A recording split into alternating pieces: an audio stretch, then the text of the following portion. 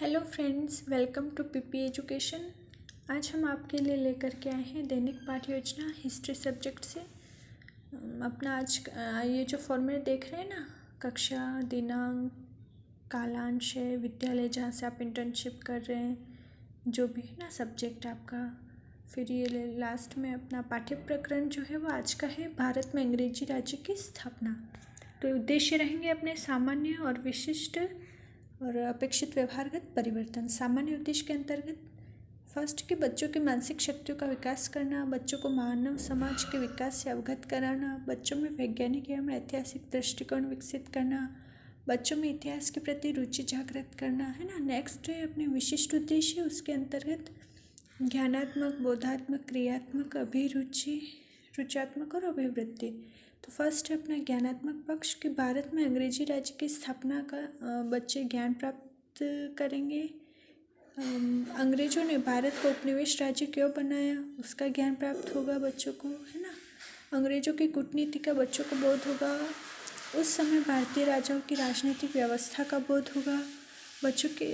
Next ये बोधात्मक के अंतर्गत थे ना ये।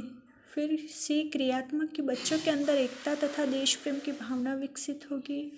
नेक्स्ट है कि बच्चों के अंदर वैज्ञानिक सोच विकसित होगी। नेक्स्ट है अभिरुचियात्मक पक्ष, उसके अंतर्गत बच्चों में इतिहास के प्रति रुचि जागृत होगी। बच्चों में भारत में अंग्रेजी राज्य की स्थापना पाठ को पढ़ने तथा अंग्रेजी राज्य के विस्तार से पढ़ने और समझने में रुचि विकसित कर सकेंगे।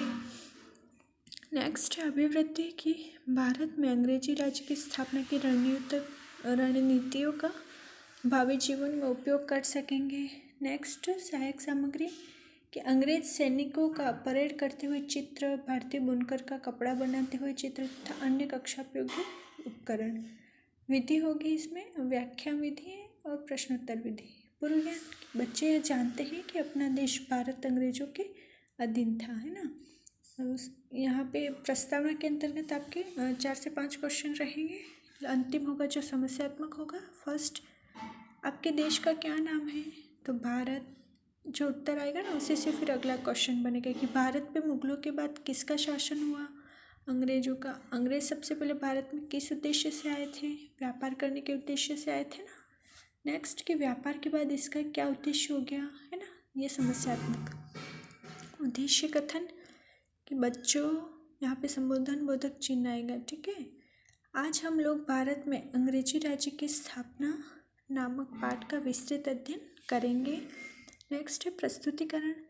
अध्यापन बिंदु, ये जो फॉर्मेट आप देख रहे हैं, ठीक है। फर्स्ट अध्यापन बिंदु अपना भारत को उपनिवेश राज्य बनाने का कारण, ठीक है। विकासात्मक प्रश्न, उपनिवेश राज्य किसे कहते हैं, छात्र बताएंगे कि जब एक देश दूसरे देश पे अपना वर्चस्व स्थापित कर लेता है तो इसका देश पहले देश का उपनिवेश राज्य बन जाता है ना, इससे देश पहले देश का उपनिवेश राज्य बन जाता है। नेक्स्ट है अपना कि औद्योगिक क्रांति किसे कहते हैं, कि उद्योगों को बढ़ावा देने के लिए चलाए गए विशेष अभियान को औद्योगिक क्रांति कहते हैं, ठीक है। श्यामपट्ट सारांश एवं सहायक सामग्री, मुख्य देश उन्नति करते हैं जबकि उपनिवेश देश की अवनति होती है। छात्राध्यापिका कथन, जब एक देश दूसरे देश पे अपना वर्चस्व स्थापित कर लेता है तो दूसरा देश पहले देश का उपनिवेश राज्य बन जाता है। अंग्रेजों ने भारत को उपनिवेश राज्य इसलिए बनाया क्योंकि वह भारत को कच्चे माल की पूर्ति का साधन बनाना चाहते थे और अपने देश का सस्ता कपड़ा भारत में उचित थे। उद्योगों को बढ़ावा देने के लिए चलाए गए विशेष अभियान को औद्योगिक क्रांति कहते हैं। ये छात्र क्रिया के अंतर्गत छात्र ध्यानपूर्वक सुनेंगे, ठीक है। नेक्स्ट है अपना बोधात्मक प्रश्न कि जब एक देश दूसरे देश पे अपना वर्चस्व स्थापित कर लेता है तो दूसरा देश पहले देश का क्या बन जाता है, तो बच्चों से पूछना है, बताओ बच्चों, है ना, तो उपनिवेश राज्य। नेक्स्ट क्वेश्चन है कि उद्योगों को बढ़ावा देने के लिए चलाए गए विशेष अभियान को क्या कहते हैं, औद्योगिक क्रांति।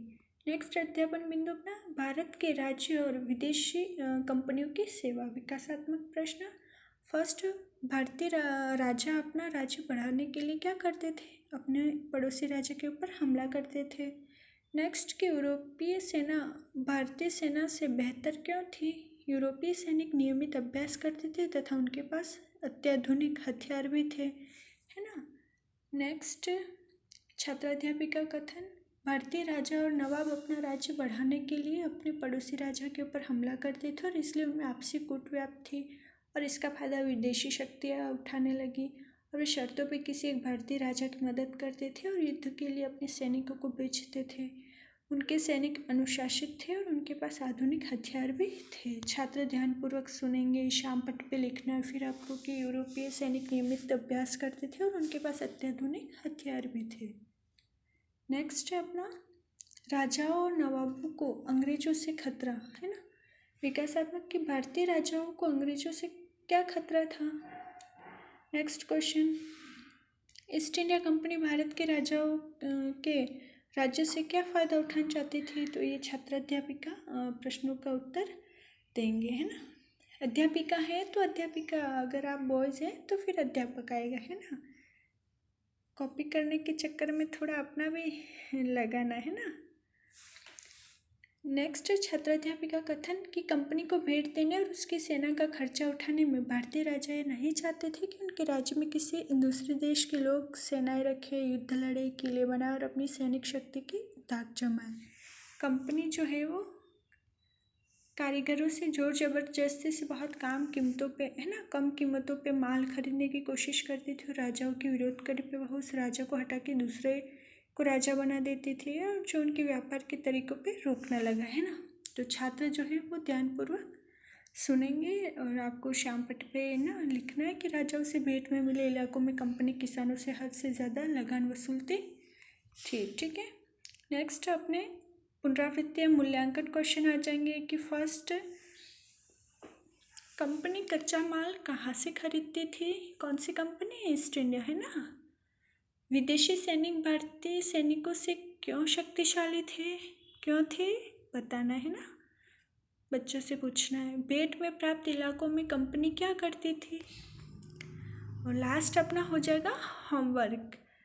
ईस्ट इंडिया कंपनी का भारत में व्यापार करने के तरीक़ों पे प्रकाश डालिए। सो फ्रेंड्स, ये लेसन प्लान अपना कंप्लीट होता है। तो आपको ये लेसन प्लान कैसा लगा कमेंट करके ज़रूर बताएं। Thank you friends.